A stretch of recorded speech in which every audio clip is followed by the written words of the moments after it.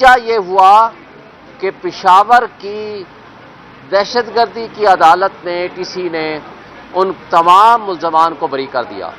سرگودا کے ججز نے ان تمام ملزمان کو میاں والی اور سرگودا کو بری کر دیا. اور اسی طرح باقی بھی بہت سارے کیسز میں آپ کے سامنے کوئی ایویڈنس نہیں یہ پیش کر سکے.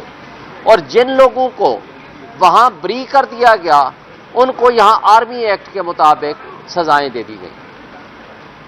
اور آرمی ایکٹ کے تحت جو سزائیں ہوئی ہیں ابھی تک کسی کا آرڈر جو کہ پابند ہیں وہ سامنے نہیں لایا جا سکا. اب جن گراؤنڈز پہ، جن ایویڈنسز پہ یا جس بنیاد پہ آرمی ایکٹ کے تحت سزائیں ہوئی ہیں ان کا آج تک وجود سامنے نہیں آیا. جب آپ کے پاس آرڈرز نہیں ہیں تو وہ کون لوگ ہیں جنہوں نے وہ مرسی پٹیشنز جو ہیں وہ اٹھا کر کے وہ پبلش کر دیے ہیں؟ تو کیا یہ آفیشل سیکریٹ ایکٹ کی وائلیشن نہیں ہے؟ اور اگر نہیں ہے تو بھائی سب سے پہلے وہ آرڈر تو پیش کرو، وہ ایویڈنس تو پیش کرو کہ کس کنسیڈریشن پہ آپ نے یہ فیصلے کیے ہیں. اور پھر عمران خان نے بڑی سمپل بات کی ہے، بھائی وہ سی سی ٹی وی فوٹیجز جس نے چرائے ہیں وہ تو سامنے لے آؤ نا کہ وہ کون ہے. اور میں بڑا بانگ دہل یہ کہتا رہا ہوں کہ جس نے 9 مئی کا واقعہ کرایا اسی نے 9 فروری کا الیکشن چوری کرایا. اس میں اسٹیبلشمنٹ ملوث ہے، اس میں یہ کٹ پتلی ملوث ہیں، اس میں جو لوگ ملوث ہیں. اس پہ خان صاحب کہتے رہے ہیں کہ it is a black swan event, یعنی آپ نے اس کو انیشیٹ کرا کر کے کسی کے کھاتے میں یہ میٹر ڈالنا تھا. اور پھر ایک بات اور مد نظر رہے، 9 مئی کا سٹارٹ کہاں سے ہوتا ہے؟ 9 مئی کا آغاز ہوتا ہے کہ جس دن عمران خان صاحب گھر سے نکلتے ہیں تو وہ یہ اپنا ویڈیو پیغام جاری کرتے ہیں کہ جس دن جب بھی مجھے یہ وارنٹ آف اریسٹ دکھائیں گے اسی وقت میں گرفتاری دے دوں گا وداؤٹ ہیزیٹیشن. لیکن گرفتاری دکھانے کی بجائے ان کو اس کیس میں جس میں ہائی کورٹ میں وہ بیل پٹیشن میں پیش ہو چکے تھے، وہ بایو میٹرک کے پروسیس کر رہے تھے، ان کو ریاستی دہشت گردی کرتے ہوئے ان کو اٹھا لیا گیا.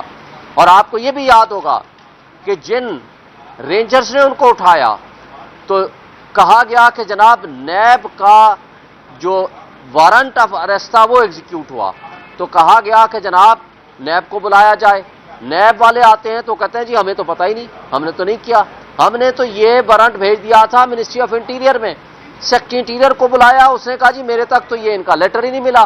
تو پھر سوال آج بھی یہ ہے کہ رینجرز کو کس کے حکم سے وہاں بھیجا گیا، کس کے حکم سے پاکستان کی سب سے بڑی پولیٹیکل پارٹی کے سربراہ کو وہاں گھسیٹا گیا، عملے کو تشدد کا نشانہ بنایا گیا، وکیلوں کو تشدد کا نشانہ بنایا، اور وہاں سے ریاستی دہشت گردی کا آغاز ہوا. لہذا آج پوری دنیا نے جو تماشا آپ نے پاکستان کا بنایا ہے پوری دنیا نے اس کا دیکھا. پوری دنیا میں آپ کا ایک داغدار چہرہ سامنے آیا. آج کو آپ کو یورپین یونین وہ صرف اس گراؤنڈ پہ جی ایس پی پلس کے اوپر ریویو کر رہی ہے کہ آپ نے وہاں پاکستان کے بنیادی انسانی حقوق کی خلاف ورزی کر رہے ہیں، آپ وہاں فنڈامنٹل رائٹس کی وائلیشنز کر رہے ہیں، آپ وہاں اپنے معصوم شہریوں کے ساتھ جس طرح کا سلوک کر رہے ہیں. اس کی آخری مثال آپ نے 26 نومبر کو دیکھا، جس طرح سنائپرز کے ذریعے سیدھی گولیاں ماری گئیں سیاسی ورکرز کے اوپر، جس کو D G I S P R صاحب آ کر کہتے ہیں. اب پہلے تو بہت ساری کبھی ڈیجیٹل دہشت گرد، کبھی معاشی دہشت گرد، کبھی کون سے دہشت گرد، اب انہوں نے ایک نئی ٹرمینالوجی بنا لی جی سیاسی دہشت گرد ہے. خدا کا خوف کریں. آپ کے وہ محب وطن جو آپ کے سو کارڈ محب وطن کہتے ہیں، جن کو آپ وہ تو کوئی جزیرہ پتہ چلتا ہے، ہم آپ کے ذریعے انفارمیشن آتی ہے، ہمیں تو کوئی پوری طرح بھی نہیں پتا. کوئی آسٹریلیا میں کسی کے جزیرے ہیں، کوئی بیلجیم میں جزیرے بنا رہا ہے، کوئی دبئی میں اپنی محل بنا رہا ہے، کوئی لندن میں بیٹھا ہوا ہے. بھائی اگر آپ اس ملک کو جنت بنائیں تو اس جنت میں 25 کروڑ عوام بھی رہیں، آپ بھی رہیں، اور آپ کو کوئی سیکیورٹی کی ضرورت نہ پڑے. اور جو واقعہ رات کل خوزدار میں ہوا ہے ہم اس کی مذمت کرتے ہیں. بھائی یہ دہشت گردوں کے خلاف آپ اپنی انرجی استعمال کرو. آج پورے پاکستان میں تمام ادارے، اسٹیبلشمنٹ اور تمام انٹیلیجنس ایجنسیز صرف پی ٹی آئی اور ان کے ورکرز کے پیچھے لگے ہوئے ہیں، اور تمام اینٹی ٹیررسٹ ڈپارٹمنٹ، جو اینٹی ٹیررزم کاؤنٹر ڈپارٹمنٹ جو بنے ہوئے ہیں، وہ سارے کے سارے ادارے صرف پی ٹی آئی کے خلاف لگے ہوئے ہیں. 99% ایف آئی آریں ساری کے ساری پی ٹی آئی کے ورکرز کے خلاف ہیں. میں خود آپ کے سامنے کھڑا ہوں. 19 ایف آئی آریں پچھلے ایک سال میں الیکشن جیتنے کے بعد میرے خلاف درج کی گئی ہیں، اور اس سے پہلے کبھی کوئی ایف آئی آر نہیں. اور پاکستان کی تمام بار کونسلز اور بار اسٹیشن کو میں نے ہیڈ کیا ہوا ہے. لیکن یہ جس طریقے سے ملک کو آگے لے کے جا رہے ہیں، آپ نے وہ دیکھا ہے. اب تو ٹیسٹڈ رپورٹس آئی ہیں، یہ کہتے ہیں جی ہم معیشت کو آگے لے کے جا رہے ہیں، اور $1 بلین کے پیچھے یہ بھکاری بنے ہوتے ہیں. $1.62 بلین کا لاس صرف انٹرنیٹ بند کرنے اور اس کو سلو ڈاؤن کرنے سے ہوا ہے. ان بدبختوں سے پوچھیں، ان کٹ پتلیوں سے، ان اردلیوں سے پوچھیں، آپ سوال کریں اس کا پاکستانیوں کا یہ جو نقصان کیا ہے، جو یوتھ کا نقصان کیا ہے، نوجوانوں کا نقصان کیا ہے، ہمارے کاروبار کا نقصان کیا ہے، اس کی ذمہ داری کس کے سر آئے گی؟ $1 بلین جو انہوں نے پچھلے سال گندم سکینڈل میں کھا گئے ہیں، وہ آج غائب ہو گیا ہے، اور آپ لوگوں نے بھی اس پہ بات کرنی اب چھوڑ دیے، لگتا ہے آپ بھی مایوس ہو گئے ہیں. اس پہ پوچھیں ان سے کہ وہ کون ذمہ دار ہے، اس کی رپورٹ کہاں ہے. اس سے آگے چلیں، ابھی پچھلے ایک سال کی رپورٹ، 1.30 کروڑ افراد مزید سطح غربت کی لکیر سے نیچے چلے گئے ہیں. تقریباً نصف آبادی سطح غربت کی لکیر سے نیچے چلی گئی. وہ کیوں ہے؟ اس لیے کہ یہ معاشی تباہی یہ اس لیے لا رہے ہیں کہ آپ نے، عوام نے تو ان کو ووٹ نہیں دیا. اب ان کو جو کٹ پتلی کو مسلط کرنے والے ہیں، یہ صرف اس کی خوشنودی کے علاوہ ان کا کام ہی کوئی نہیں ہے.